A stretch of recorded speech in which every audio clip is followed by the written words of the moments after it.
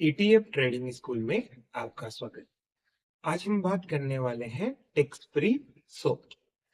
तो हमने पिछले वीडियो में समझा था कि आप टैक्स फ्री सोप बना सकते हो, जिसमें मेरे दो अलग अलग कॉन्सेप्ट्स हैं। एक सुपर सोप है और एक सुपर एसआईपी है। इन दोनों के कॉन्सेप्ट को एक साथ जोड़ा है। तो बात करते हैं पहले सुपर सोप क्या है। कि आप उन ईटीएफ को खरीदते हो जो अपने 20 डे मूविंग एवरेज से सबसे ज्यादा गिरी हुई है और उनको 3% प्रॉफिट पे बेच देते हो। फिर सुपर एसआईपी में क्या है कि आप कुछ ईटीएफ्स को खरीदते हो और 12 महीने के बाद उनमें आप प्रॉफिट बुक करते हो, राइट। तो यहाँ पे हम क्या करेंगे, एक ट्रेडिंग भी होगी हमारी, स्विंग ट्रेडिंग, और एक हमारा इन्वेस्टिंग पार्ट भी होगा। हमने पिछले वीडियो में समझा था कि ये कॉन्सेप्ट चलता कैसे है। तो हमने कहा था 62,500 रुपीज अगर आप short term capital gain book करते हो तो आपको टैक्स से नहीं देना पड़ेगा, क्योंकि 87A के तहत यहाँ रिबेट मिल जाएगी। और लॉन्ग टर्म में आप 1,25,000 रुपीज बुक करते हो, लॉन्ग टर्म कैपिटल गेन, तो भी आपको टैक्स नहीं देना पड़ेगा। तो हमारे सुपर शॉप में नॉर्मली शॉर्ट टर्म में टैक्स बुक प्रॉफिट बुक होता है, तो हम उसे लॉन्ग टर्म में कन्वर्ट करने वाले हैं। तरीका बहुत सिंपल है, आसान सा है, आप समझो। सबसे पहले हम क्या करने वाले हैं ये समझो कि हम, जैसे मान लो मैंने एक लोड जो फिक्स किया है वो यहाँ फिक्स कर दिया है 15,000 रुपीज का। यानी हम एक बार में टोटल 15,000 रुपीज की यूनिट खरीदेंगे। उन 15,000 में से 10,000 रुपीज है वो मेरे जाएंगे शॉप के लिए, और जो 5,000 रुपीज है वो जाएंगे एसआईपी के लिए, राइट।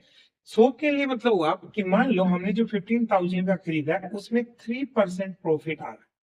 जब 3% प्रॉफिट आता है तो हम प्रॉफिट बुक कर दें। तो जो ये 3% का प्रॉफिट है, यानी 450 रुपीज, ये पूरी 15,000 में, पर आप केवल 10,000 रुपीज पे जो आपका 300 का प्रॉफिट है उसे आप बुक कर लोगे, राइट। और जो आपके 5,000 रुपीज प्लस 150 का प्रॉफिट है उसे आप होल्ड करोगे, राइट। 10,000 का प्रॉफिट बुक करोगे और 5,000 वाले पे आप क्या कर लोगे, होल्ड कर लोगे।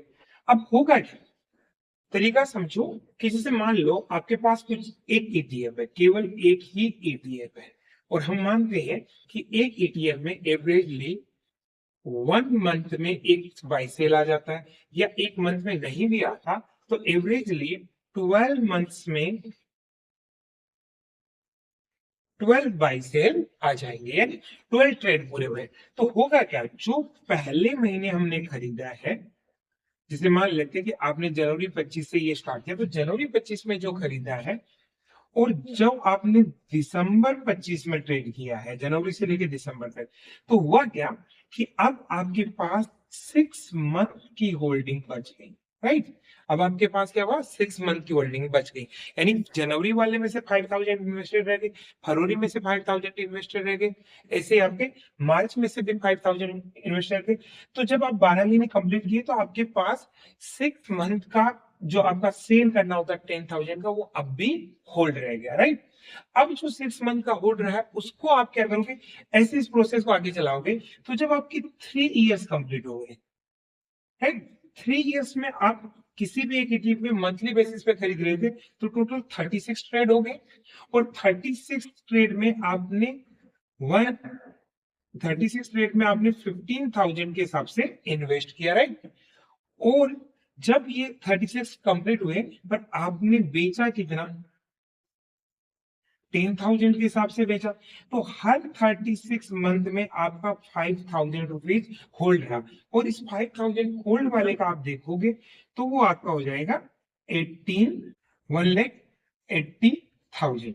ये 1,80,000 किसके इक्वल है, अगर आप इसको 15K से डिवाइड करोगे तो ये 12 के इक्वल आएगा।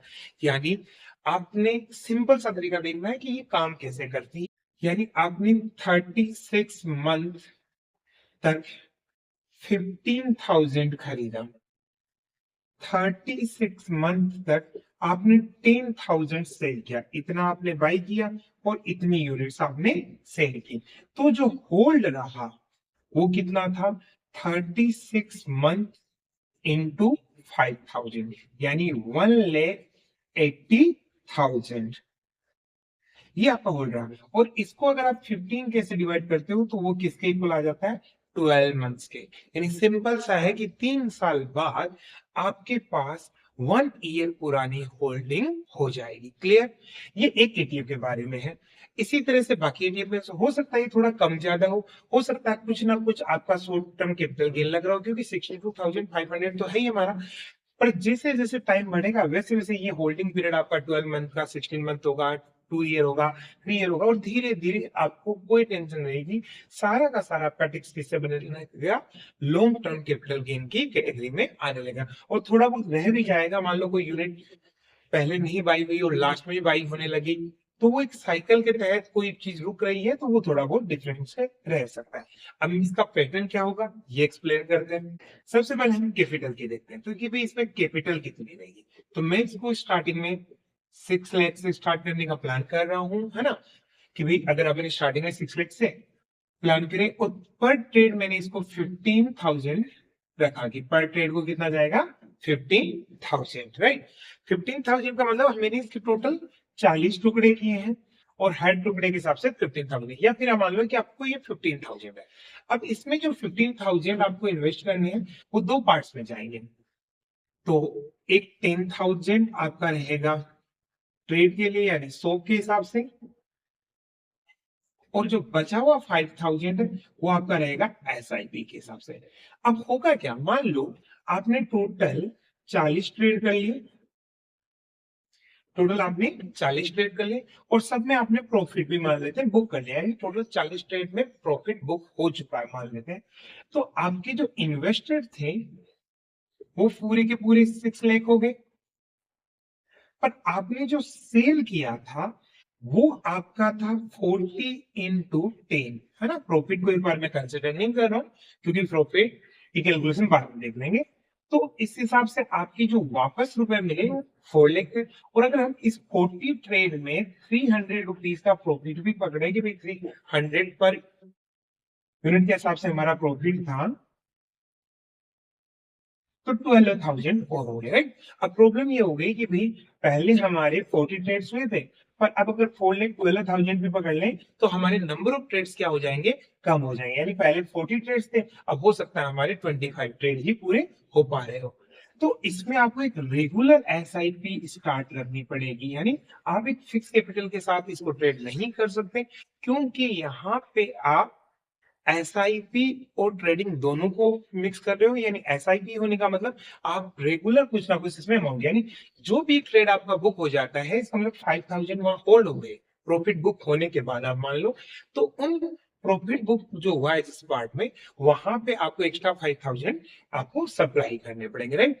तो एक इसमें हमारा जो कैपिटल है वो फिक्स नहीं रख रहे हैं हम, पर ट्रेड जो कैपिटल है वो फिक्स रख रहे हैं कि 15,000 का होगा, जिसको हम कुछ नहीं बढ़ाएंगे, कोई इसमें ग्रोथ का ऑप्शन नहीं जोड़ रहा, डायरेक्ट आपको 15,000 का इन्वेस्ट करते रहना है। और जैसे जैसे आपके प्रॉफिट बुक हो रहे हैं उस हर प्रॉफिट के साथ आप 5,000 रुपीज एडिशनल एसआईपी एड करो। कब? एक में प्रॉफिट बुक है तो 5,000 और एड कर दो, या फिर आप एक मंथली बेसिस पे एसआईपी अकाउंट में करते रहो, राइट, ताकि ये आपके पैसे कम नहीं हो, क्योंकि कुछ ना कुछ पैसा आपका होल्ड में जा रहा है। हो सकता है 5 साल 10 साल बाद में आप एसआईपी बंद कर दो, क्योंकि और होल्ड में ना रख के 15,000 का ट्रेड करो और 15,000 ही वापस सेल में ला सकते हो। तो ये अब आगे की चीज हम एक्सप्लेन करते हैं जिससे हमारी सुपर शॉप में थी।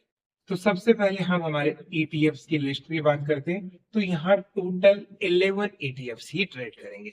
नंबर ऑफ ईटीएफ्स हमने कम क्यों रखे हैं? इसकी वजह है क्योंकि हमारा कैपिटल ब्लॉक होता है एसआईपी के फॉर्म में, इसलिए हम बहुत ज्यादा ईटीएफ में ट्रेड नहीं कर सकते। तो एक साल में 12 महीने और हम ईटीएफ रख रहे हैं केवल 11। ये 11 ईटीएफ जो है वो बहुत इंपॉर्टेंट है, इनमें सब कुछ कवर हो जाना चाहिए, राइट। पूरा मार्केट कवर हो जाना चाहिए इन 11 ईटीएफ।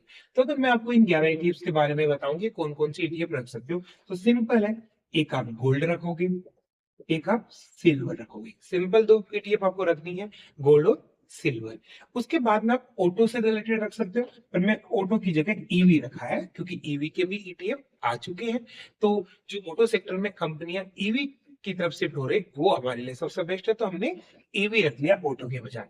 इसके बाद में हम बैंक रखेंगे, या बैंक के बजाय केवल फाइनेंशियल रख सकते हो या बैंक रख सकते हो। तो ईवी हो गया, बैंक हो गया, आईटी हो गया, कुछ सेक्टोरियल ईटीएफ्स होनी चाहिए, ईवी, बैंक, आईटी, फार्मा हो गया। देखो अगर मैं ईटीएफ्स की बात करूं तो इनमें एक रिलेशन है। आईटी और बैंक एक दूसरे से अपोजिट से चलते हैं ना, बैंक बढ़ता है तो आईटी नीचे होता है, आईटी चलता है तो बैंक नीचे। हो सकता है ऐसा फार्मा के साथ हो, ईवी के साथ हो, कोई ना कोई एक सेक्टर तेज चला होगा, कोई धीरे चल रहा होगा, तो हमें यहाँ डाइवर्सिफिकेशन मिलेगा। जो नीचे होगा वहां हम बाइंग करेंगे, जो ऊपर होगा वहां हम सेल करेंगे। ये हो गई। इसके अलावा हम कुछ स्मार्ट वाले भी रख सकते हैं, जैसे कि स्मॉल कैप नाम से है ये, मोमेंटम और quality. Small cap momentum quality की 100, यानी 250 कंपनी जो स्मॉल कैप थी उनमें से क्वालिटी और मोमेंटम के आधार पर 100 कंपनीज को लिस्ट किया जा रहा है ना। ऐसी है मोम 30 है, मोमेंटम है ना, मोतीलाल ओसवाल का है, या कोई और दूसरा वाला यूज कर सकते हो। मोमेंटम 30 देखो ये आपका स्मॉल कैप में से लेता है, ये आपका लेता है निफ्टी 200 से। निफ्टी 200 का मतलब हुआ 100 कंपनीज लार्ज कैप की होगी, 100 होगी आपकी मिड कैप की, बीच की 50 कंपनी बची, बाकी 250 कंपनी बची, यानी ये आपका जो डाइवर्सिफाई ईटीएफ हो गया। इसके अलावा हम कुछ इंटरनेशनल ईटीएफ लेंगे, जिसमें एक तो नेस्डेक का ले सकते हैं मॉन 100 जो यूएस के मार्केट को करेगा, एक आप ले सकते हो हैंगसेंग बीज ले सकते हो, या कोई महाटेक ले सकता है जो आपके हांगकांग एंड चाइना के मार्केट को कवर करेगा, राइट। हमारे पास दो ही इंटरनेशनल ईटीएफ अवेलेबल है, एक हमारे पास यूएस की और एक चाइना की। ईटीएफ होता है पर मार्केट ये दो ही है जहां पे हमारे पास ईटीएफ अवेलेबल। इस तरह की टोटल मैंने 11 ईटीएफ लिस्ट की है, जिनमें सेक्टर भी कवर हो रहे हैं, है ना, जिनमें सेक्टर भी कवर हो रहे हैं और साथ साथ में उसमें अलग अलग डाइवर्सिफाइड भी हो रहा है कि सब अलग अलग है, और पूरा पूरा मार्केट भी ये कवर कर देगी। इन ईटीएफ्स को ही हम बाई करेंगे। बाई करने के लिए हम सुपर सोप में क्या करते थे कि 5 ईटीएफ की एक लिस्ट बनती थी। कितनी ईटीएफ की लिस्ट बनती थी? 5 ईटीएफ की, जो सबसे ज्यादा गिरी हुई हो अपने 20 डे मूविंग एवरेज है। सुपर टेक्स फ्री शॉप में हम क्या कर रहे हैं, 5 नहीं, केवल 3 ईटीएफ की लिस्ट बनेगी। जैसे मान लो यहाँ पे ईटीएफ आ गई, मान लो सिल्वर है, यहाँ पे मान लेते गोल्ड है, और यहाँ पे ईवी है। तो फर्स्ट डे आप सिल्वर खरीदोगे, और मान लो फर्स्ट डे भी सिल्वर टॉप करी तो ये दिखाएगी नहीं, फिर अगले दिन गोल्ड खरीदोगे, फिर ईवी। फिर मान लो फिफ्थ डे कोई दूसरी ईटीएफ आ गई, सिल्वर की जगह कोई और आ गई, फार्मा आ गई, तो फार्मा खरीद लोगे। तो इसमें जो बाइंग फ्रिक्वेंसी है वो हमारे सुपर शॉप की तुलना में कम होगी, क्योंकि नंबर ऑफ ईटीएफ कम है और हमने लिस्ट कम बनाई है, 3 की ही बनाई है, तो चांसेस उसके कम रहेंगे। और या हम स्पीड कम क्यों कर रहे हैं, इसका भी यही रीजन है कि हम मान रहे हैं कि हमारा पैसा एसआईपी फॉर्मेट में जो 5000 रुपीज ब्लॉक होगा उसके हिसाब से हमें इसे स्लो स्लो चलाना है, राइट। तो स्लो स्लो ही हमको इसे शॉप को बिल्ड करना है, बहुत फास्टली बिल्ड नहीं करना। बाकी तरीका सेम ही है कि भाई ये 11 ईटीएफ है, इनमें से वो 3 ईटीएफ ढूंढो जो सबसे ज्यादा गिरी हुई है, कहां से, 20 डे मूविंग एवरेज से, और उनमें से जो टॉप है और वो होल्डिंग में नहीं है पहले से, तो उसको खरीदने के सिग्नल मिलेंगे, उसे खरीद लो, और अगले दिन नेक्स्ट खरीद लो, उसके अगले दिन नेक्स्ट। और मान लो किसी दिन हमको टॉप 3 में कोई भी नहीं दिखा रही दे रही जो सबसे ज्यादा गिरी हुई है, तो हमको वो ईटीएफ से नहीं खरीदने उस दिन, राइट। और आगे हम एवरेज और सेट। अब हमें एवरेज कैसे करना है? देखो एवरेज का कॉन्सेप्ट वही है जो पहले था, राइट, -2.5%। जब भी कोई ईटीएफ -2.5% दिखाने लगे, यानी उसका लॉस 2.5% से ज्यादा होगा, तो दोबारा बाई करेंगे। अब ईटीएफ में दोबारा बाई करने का सिंपल है कि फर्स्ट लॉट हमारा 15K का खरीदा गया और दूसरा लॉट भी 15K का खरीदा जाएगा। मान लो ये इतना आएगा तो वापस ऊपर आ गई, तो यहाँ से सेल मात्र 10K होगा, और ये 5 और ये 5 दोनों ही होल्ड हो जाएंगे, है ना, 2 ट्रेड हमारे हो गए, राइट। तो ये हो गया। एवरेज के बारे में सिंपल है। सेल कैसे करेंगे, तो सेल में सेल टारगेट है 3%, और हम इसको करने वाले हैं लीप फॉर। जैसा हम सुपर सोप में करते हैं, लास्ट इन फर्स्ट आउट। देखो डीमेट अकाउंट हमेशा फीफो ही होल्ड के अकॉर्डिंग ही चलता है, यानी फर्स्ट इन फर्स्ट आउट ही होता है। हम लिपो करेंगे यानी लास्ट इन लास्ट आउट के फॉर्मेट में, यानी जो लास्ट में खरीदा गया है वो पहले बिकेगा, lipo last in first out.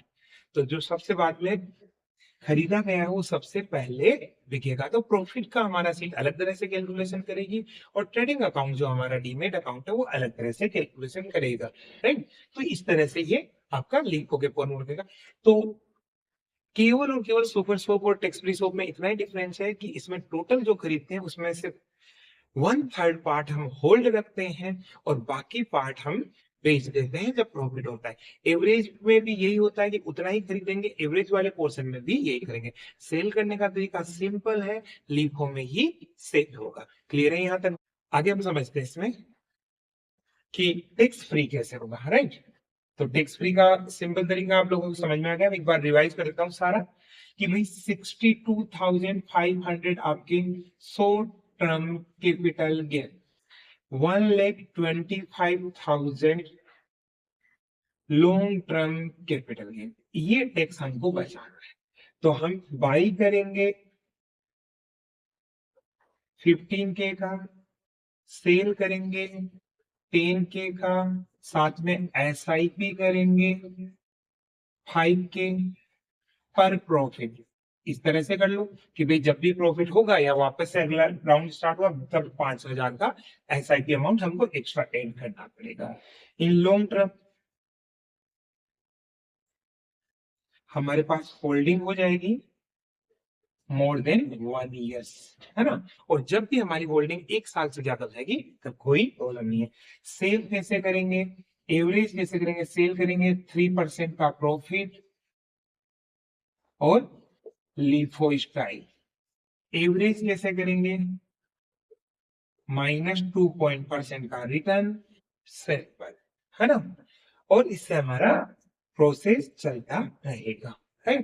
तो ये एक है। अब 15K की जगह आप 25K ले सकते हो, 24K ले सकते हो, जो आपको सुटेबल है ना। मिनिमम मेरा मानना है 15K से है। अगर इससे कम पे आप कर रहे हो तो हो सकता है कि आपको टैक्स सेविंग की जरूरत नहीं है, तो आप ऑलरेडी सुपर शॉप कर सकते हो, है ना। तो ये चीज है। और इसकी मैंने गूगल शीट तैयार कर ली है, तो मैं नेक्स्ट पार्ट में इसकी गूगल शीट को एक्सप्लेन करूंगा। साथ में एक मैं का एक वीडियो बनाया था टैक्स सेविंग के बारे में ही, जब ये टैक्स रेट बढ़ी थी तब। उसमें उन्होंने बताया था कि आप अपने जैसे स्पाउस, पति पत्नी को या फैमिली मेंबर को कुछ अमाउंट लोन देके उसके अकाउंट में ट्रेडिंग कर सकते हैं, जिसमें क्या है कि अगर किसी की कोई अदर इनकम नहीं है, यानी कोई सैलरी इनकम नहीं है, किसी भी तरह की कोई इनकम नहीं है, तो उसको कोई टैक्स नहीं देना है। वो जैसे स्टार्टिंग है 2.5 लाख या न्यू टैक्स रिजिम में जाता है तो 7 लाख तक, उस तरह की कैटेगरी के अकॉर्डिंगली वो टैक्स से बचा सकता है। तो उसके अकॉर्डिंग भी कर सकते हैं, तो उसको भी हम एक्सप्लेन करेंगे कि उसमें कैसे मैंने इससे रिलेटेड एक और सोप डिजाइन की है कि भाई अगर आप एक अकाउंट में ऑलरेडी आपकी सुपर सोप कर रहे हो और दूसरे अकाउंट में भी सुपर सोप कर रहे हो तो सही नहीं है। आप थोड़ा सा डिफरेंट करोगे तो आपका डाइवर्सिफिकेशन डिफरेंट होगा, बाई और सेल सिग्नल अलग अलग टाइम पे आएंगे, तो रिस्क थोड़ी और ज्यादा डाइवर्सिफाई हो जाएगी। इस तरह से है। तो सिंपल ही है, आपको पता है tax free soap Google seat मैंने डिजाइन कर ली है, तो मैं नेक्स्ट पार्ट में एक्सप्लेन कर रहा हूँ। और आपको साथ में लिंक भी दे दूंगा। आपको ये वीडियो कैसा लगा जरूर बताइए और कमेंट में लिखें। सब्सक्राइब करें चैनल को। Thank you.